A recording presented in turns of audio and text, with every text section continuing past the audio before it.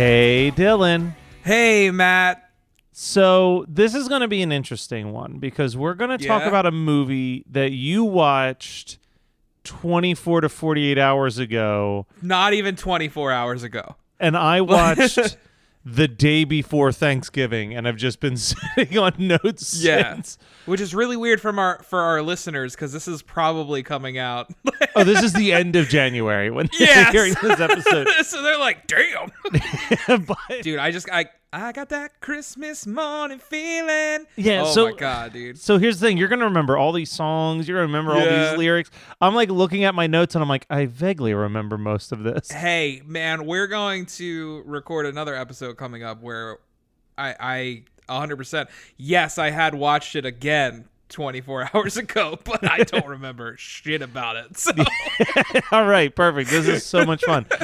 So this, I'll tell you, it's tough when you kick off the new Christmas season with Spirited because it really sets a bar that's unfair to every other new Christmas property that came out this year. Like, this is the same way I felt. When I walked away from Spirit, it was the same way I felt when I walked away from Let It Snow. It was the same way I felt when I walked away from 8-Bit Christmas, where I was like, oh, this is a thing I'm going to watch every single year now. Yeah. It's so good. It's Ryan Reynolds, Will Ferrell. It's on Apple TV. If you somehow missed it this Christmas season, you still got time. It's January. You can dive back in. I think it's where I kind of benefited waiting. You did and you didn't because you've been posting a lot of sad boy throughout most of December.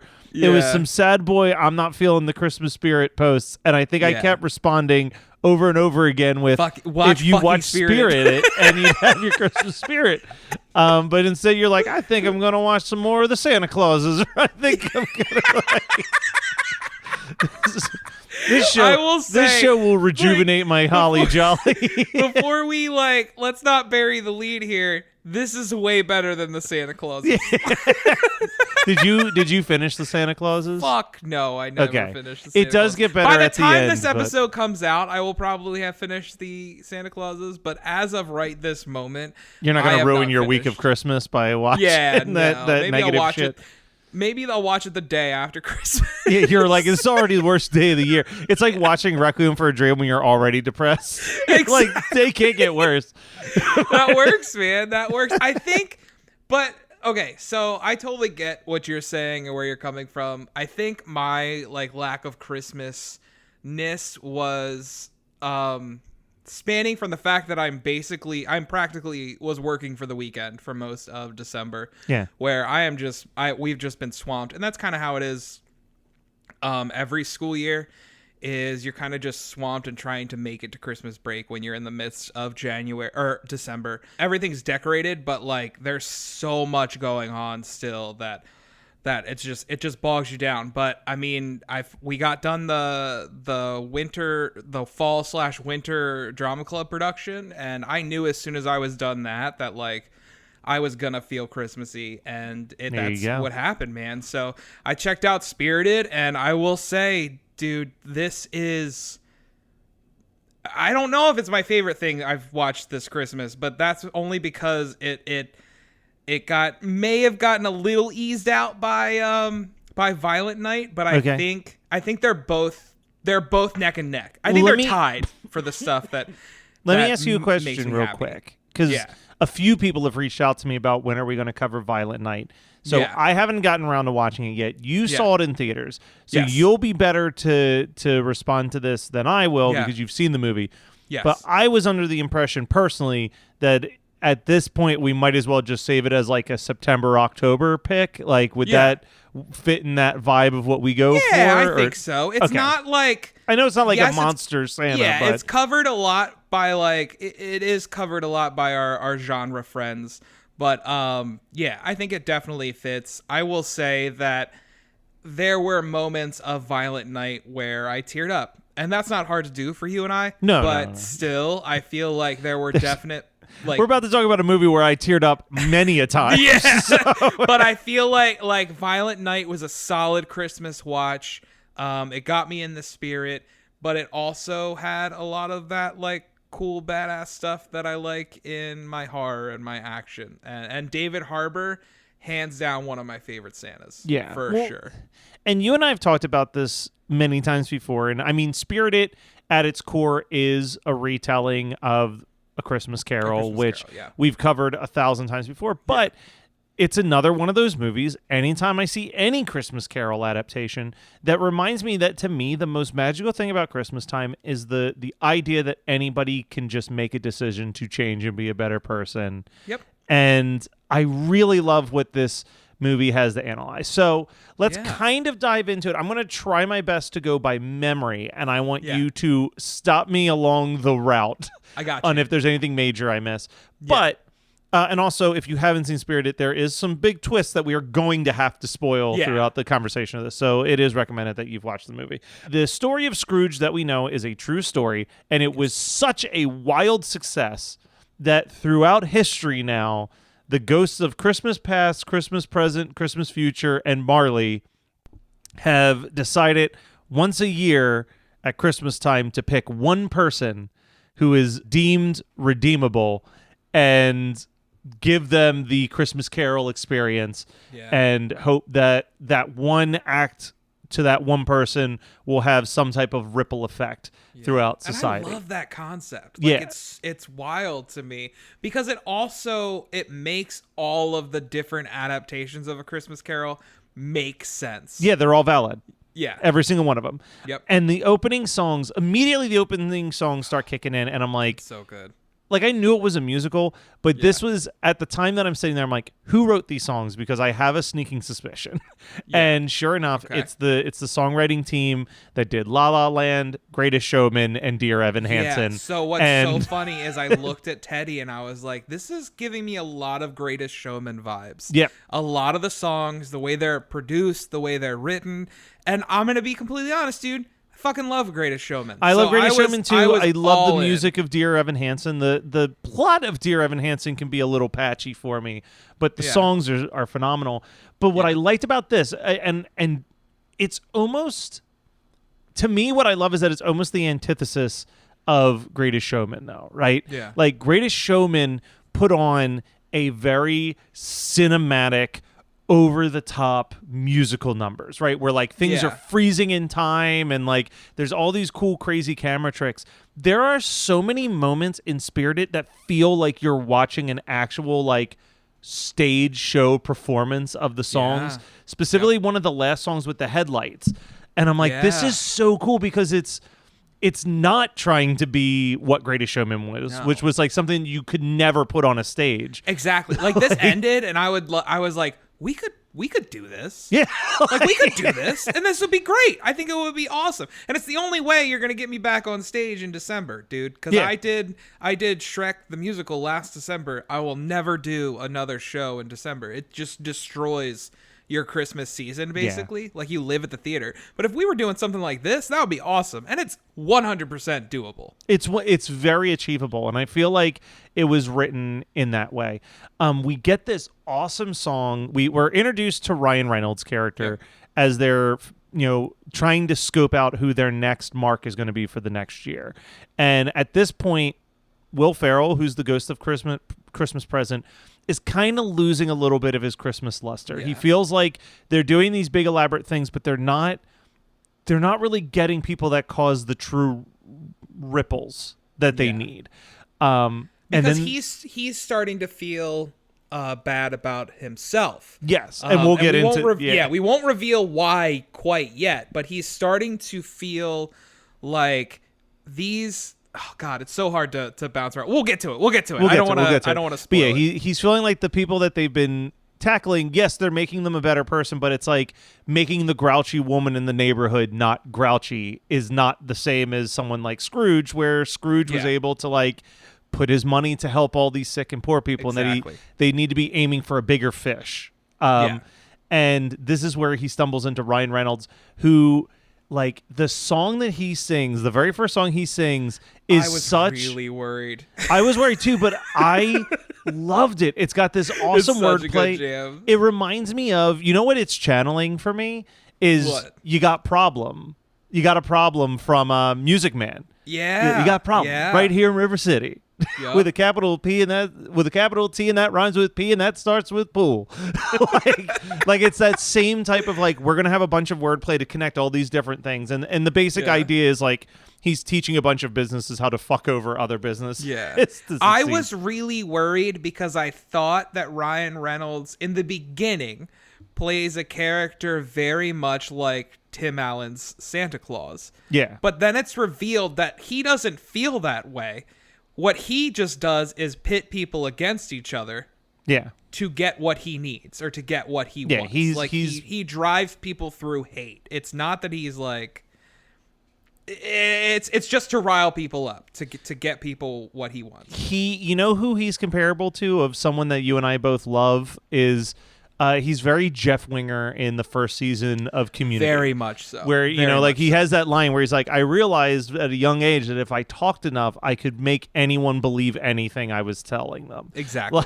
And that's kind of what he sees his gift as, is he can just bullshit you into buying whatever he's trying to sell, which is why, again, I think the Music Man comparison is very valid, because that is what the Music Man is. It's a shyster. Yep. This is just a very high-paid, well-respected shyster. Can I just say, this movie is 2 hours and 7 minutes long, but it is a brisk-paced movie. Like, this movie is fast as hell. Because we're about to head into the third song, which is my favorite, and the first time that I cried for real. And that is when we get introduced to Octavia Spencer's character. Before we get to Octavia Spencer, I do have a quote written down. Because this movie does break the fourth wall a couple times, and the first time that it happens is like they cut Will Ferrell short on one of his songs. He's like, "What? Y'all don't want to hear the rest of my song?" I do love. There are definitely bits throughout the different songs. There's one where like Will Ferrell cuts Ryan Reynolds off, and Ryan Reynolds is like, "Not a duet." Not a duet. This is not a duet.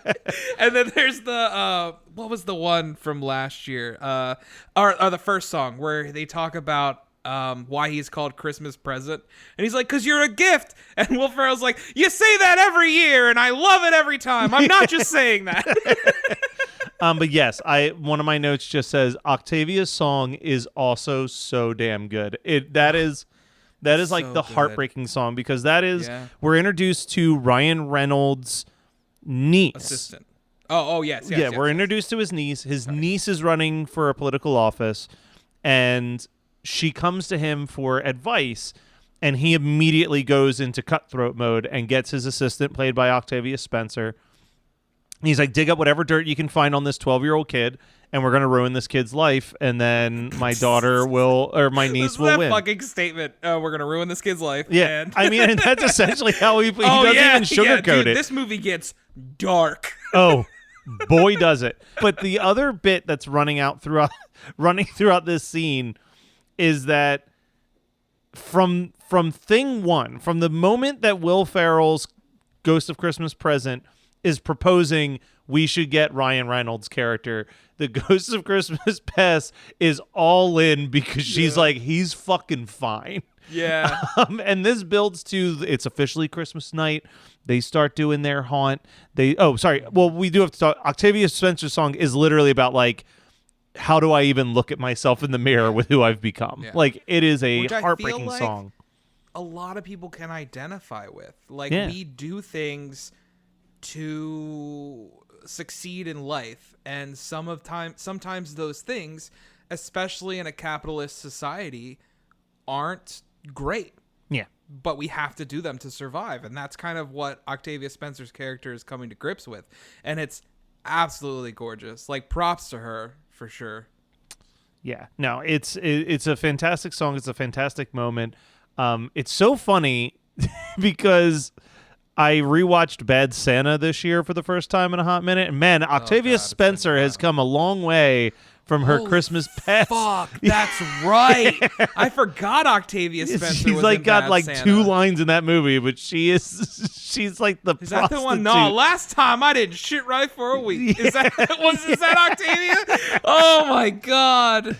Yeah, it's wild. But yes, so it's Christmas night.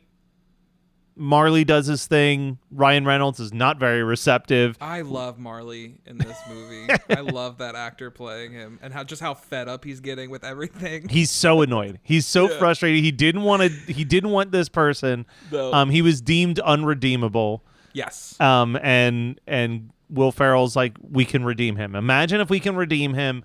Mm-hmm. Like this is a person whose influence is so widespread.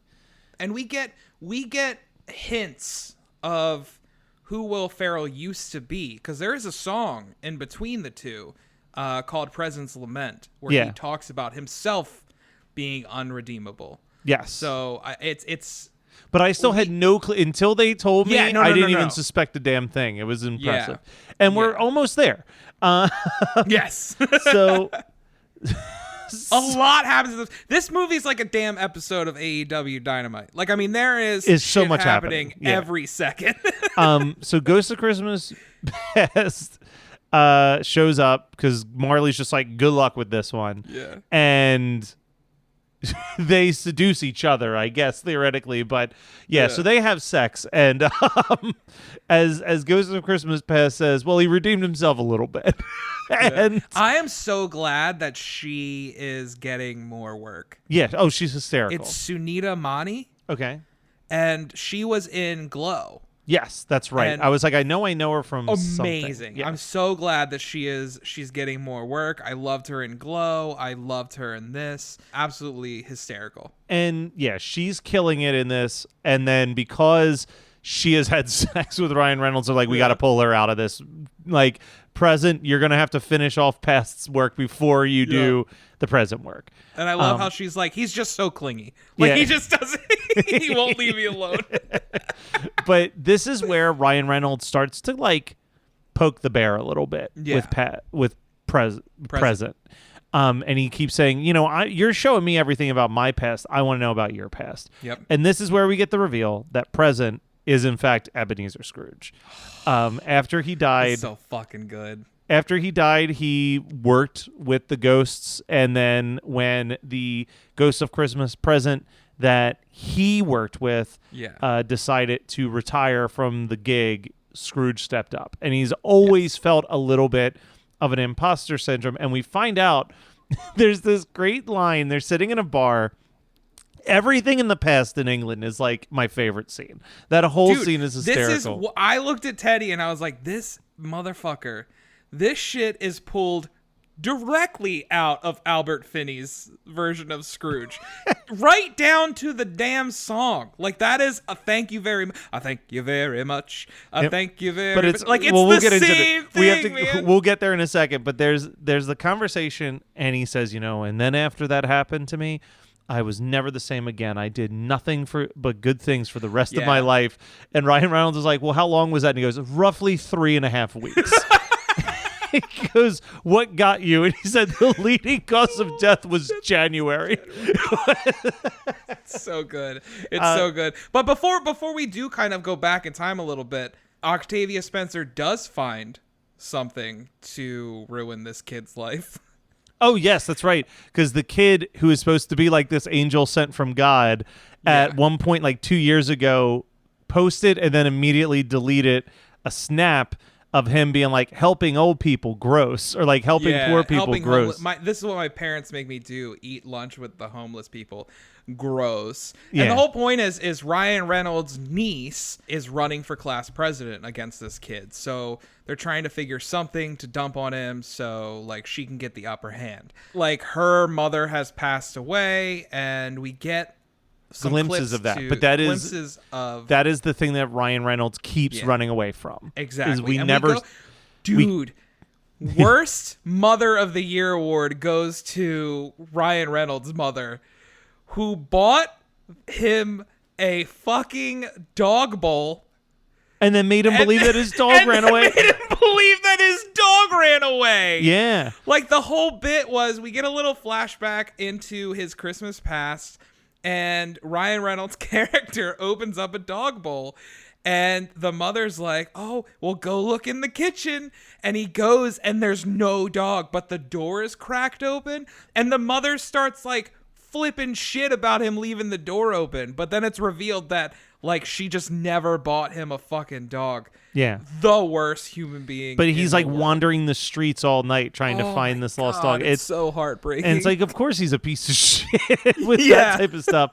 But this is, I want to get to the thank you very much part that you're talking about because they introduce good afternoon. Good afternoon is like the most insulting thing you could say to someone. And they do a whole song about good afternoon. I wrote the bar song with all the bad English accents got a huge laugh from me. There's no way these guys weren't fans of Albert. Oh, they have Scrooge. to have been. Like, it literally is pulled directly from like that. Which, funny enough, there is a new version of Scrooge on Netflix, a cartoon version that also pulls songs from that version. Oh, fun. As well. But actually pulls real songs. Yeah, like it's from actual the songs, Yeah. Hey, do you have an idea for a podcast but don't know where to start? Or do you have an already existing podcast that you want to take to the next level? Well, check out WeKnowPodcasting.com. From concept development to theme music to editing to logos, WeKnowPodcasting.com is a one-stop shop for all things pod. Don't hesitate to hit us up.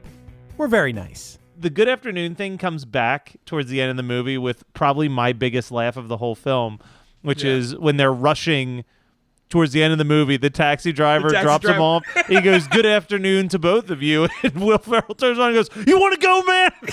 He's like, you son of a bitch. I will say, for as much as like we're bringing up parts like that, this is a really toned down Will Ferrell. Oh, for sure. I love it. Will Ferrell's great in this. And then I can't remember the context of this, but I do have the words "kiss my Dickinson" right. He's like, what? It's Charles Dickens. It's a play on Charles Dickens because that was in the midst of the Good Afternoon song. Yeah. Okay. I was like, I think that's the case. And then the next note that I have, and I think this is still in that same spot, is the Unredeemable song is absolutely gorgeous. Yeah. So this is after we've figured out a little bit more about why Christmas Past is having this doubt, is that present is having all this doubt is because since he only died a month after everything, he didn't get a chance to find out like would it stuck. Redeemed. Yeah. Would he have continued to be a good person, or was he still riding that Christmas high that we get for a couple weeks after December's over, and then by like February, March, we turn back into the same miserable jerks that we were before Christmas season rolled around. Exactly. And it doesn't help that like throughout the entire movie, Ryan Reynolds is like, I'm not changed.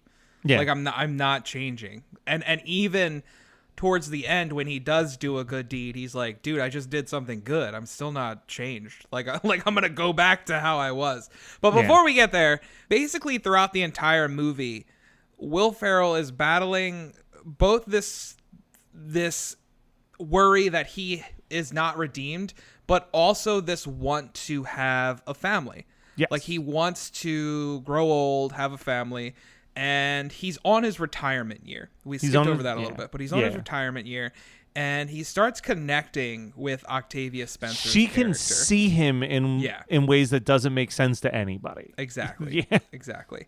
So it's all like we've got like two basic plot lines. Like we've got the Christmas Carol stuff going on with Ryan Reynolds, but we also have Christmas Present trying to decide if he's going to take his retirement and be done with this so he can go live out his life, hopefully with Octavia Spencer.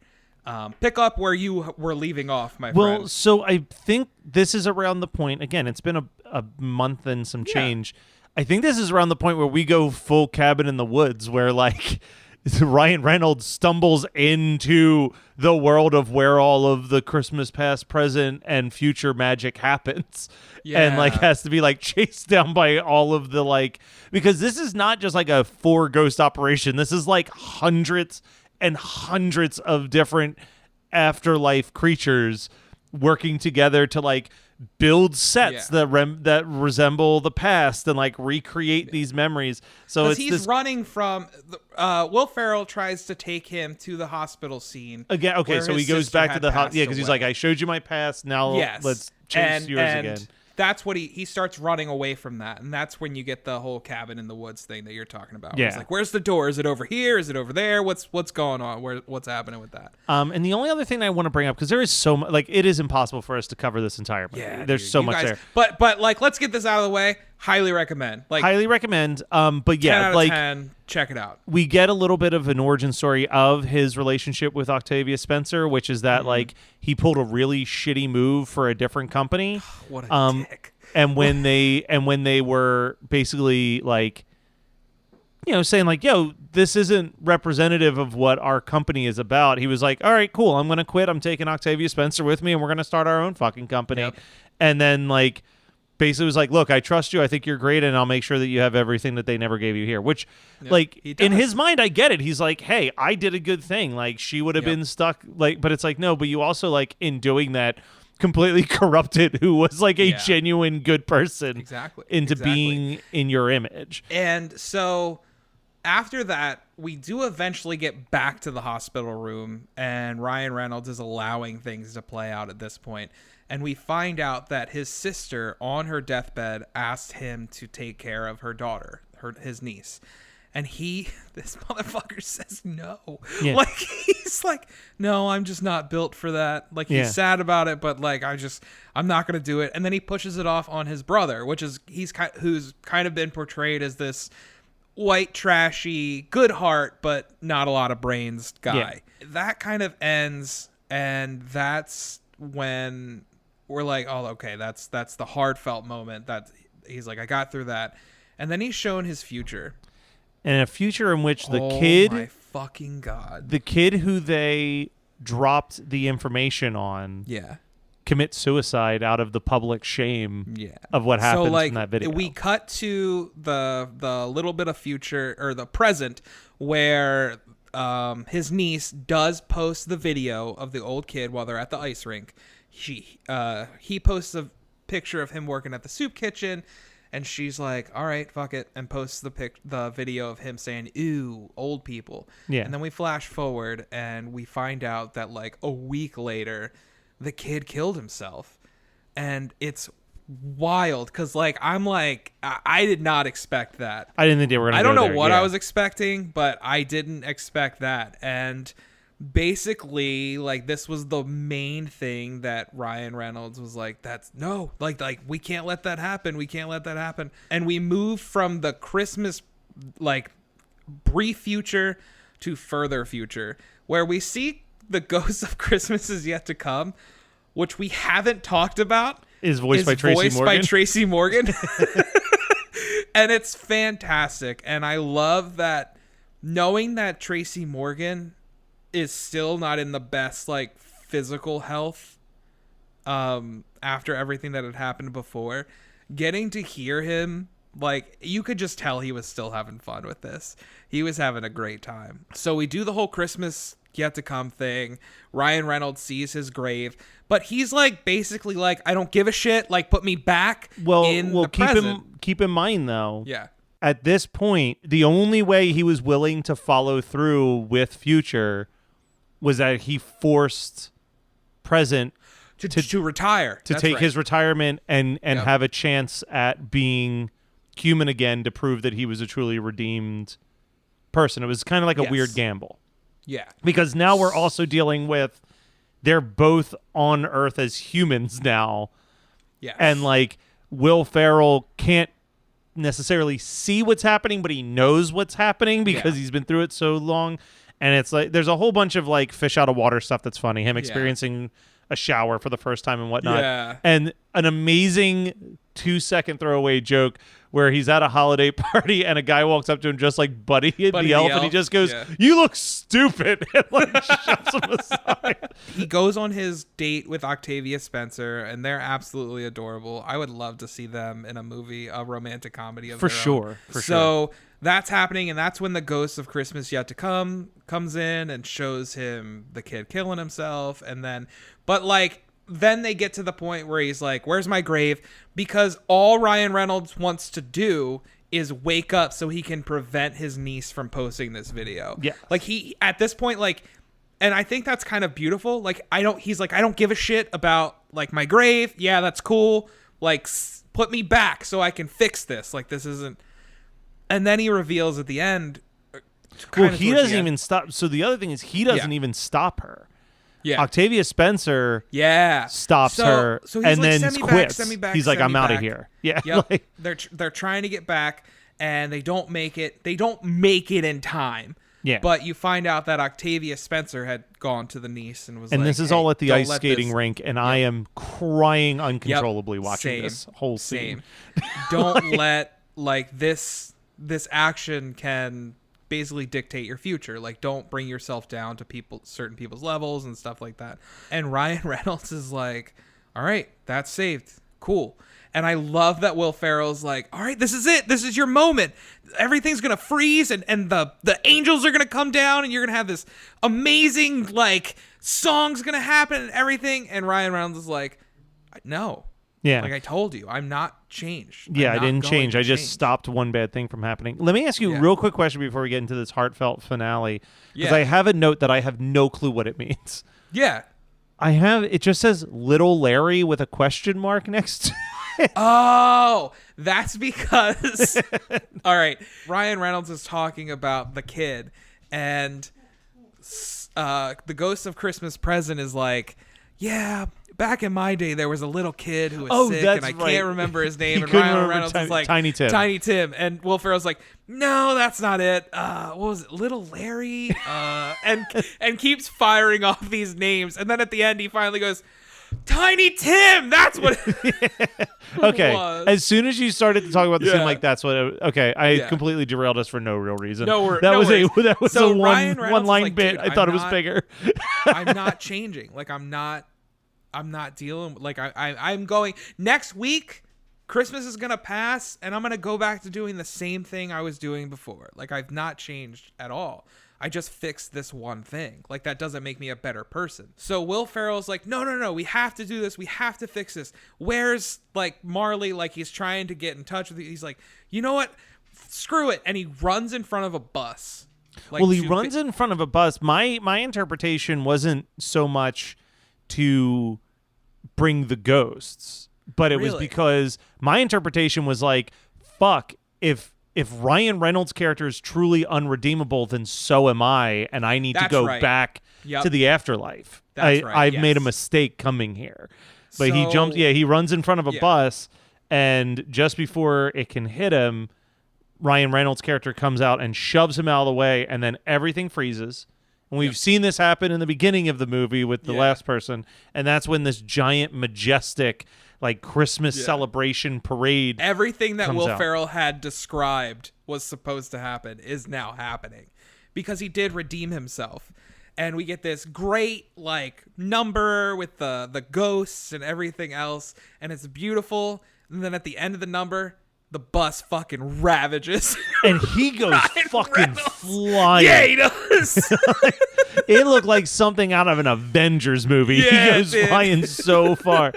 And then, he is dead. And then, like, the fucking most beautiful thing about it is we jump a couple years into the future now. And not only has Ryan Reynolds' character taken over as the Ghost of Christmas Present, right? And he's in a long-term relationship with Ghost of Christmas Past now. Oh, he's managed. So beautiful. He's managed to expand this to cover as many holidays as possible. So it's not just Christmas. They can change lives all year round. He's figured out a way to make that work. Multiple lives.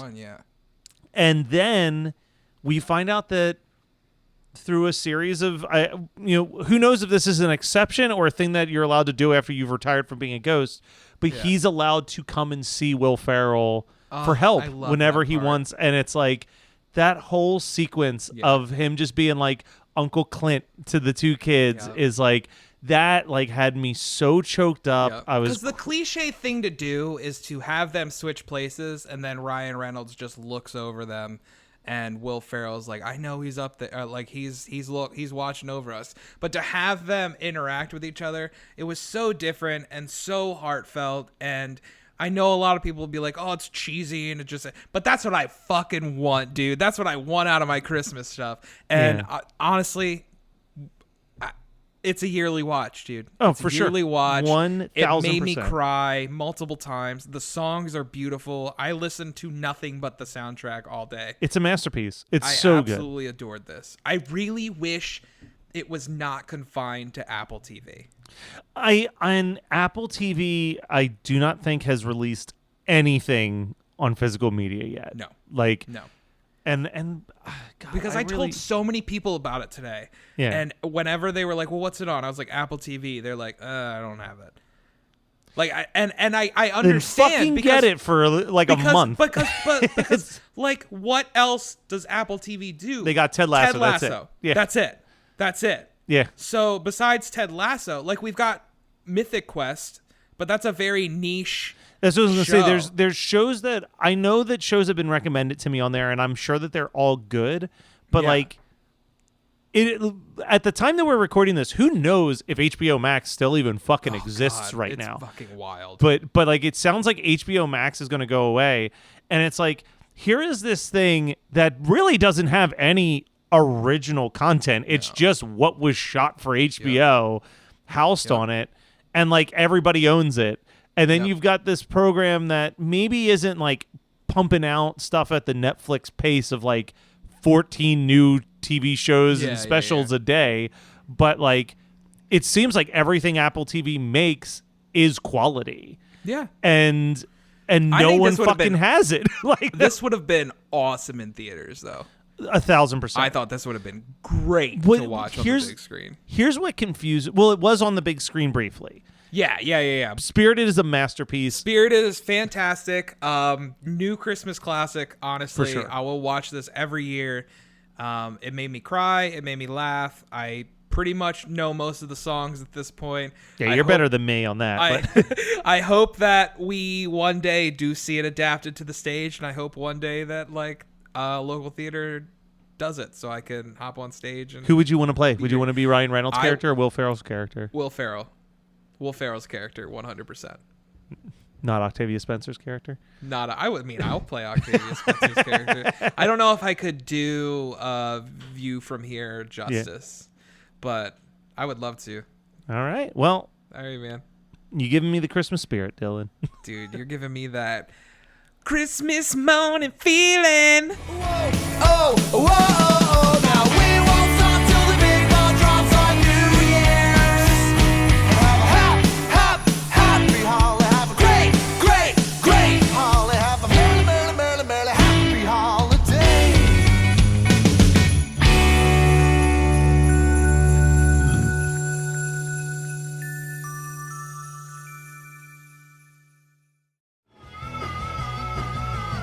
You're listening to the Geekscape Network.